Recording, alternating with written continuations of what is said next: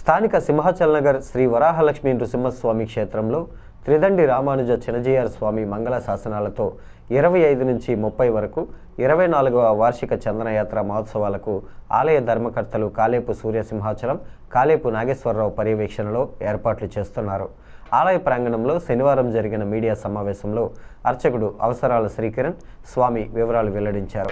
25వ తేదీ ఆదివారం సాయంత్రం 6 గంటలకు ఉత్సవ ప్రార్థన, విశ్వక్షేణ పూజ, పుణ్యాహవచనం, ఋత్విక్ వరణం, రక్షాసూత్రం, అంకురారోపణ, వైనతేయ ప్రతిష్ఠ జరుగుతాయని తెలిపారు.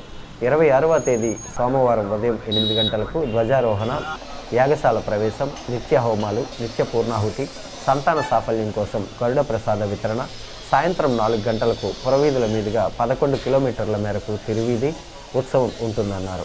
27వ తేదీన స్వామివారి తిరుకళ్యాణం, 29వ తేదీ గురువారం చందన రూపంతో నిత్య రూప దర్శనం, 11 గంటలకు శ్రీవారి చక్రస్నానం, 30వ తేదీ శుక్రవారం ఉదయం 10 గంటల నుంచి శ్రీవారి ప్రసాదం తదియారాధన, అన్న సమారాధన జరుగుతుందన్నారు.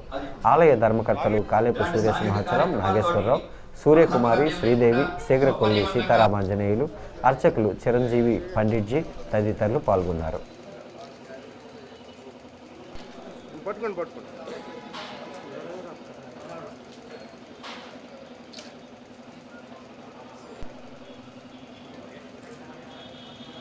ఇరవై 28వ తారీఖున మాఘమాస శుక్లపక్ష దశమి.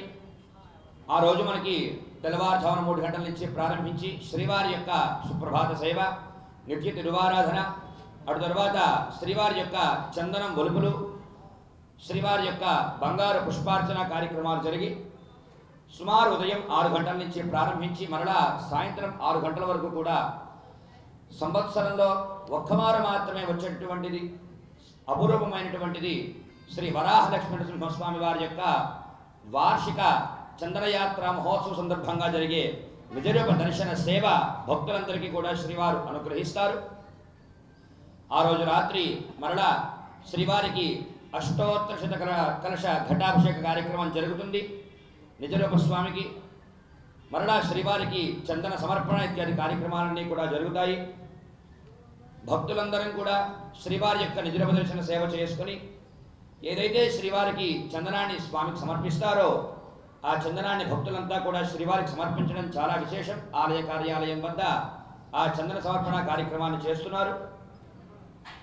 మనకి 29వ తారీఖు చక్రస్నాన మహోత్సవము, 30వ తారీఖున మనకి శ్రీవారి యొక్క ప్రసాదంతో వార్షికంగా జరిగేటటువంటి అన్న సమారాధన కార్యక్రమం జరుగుతుంది.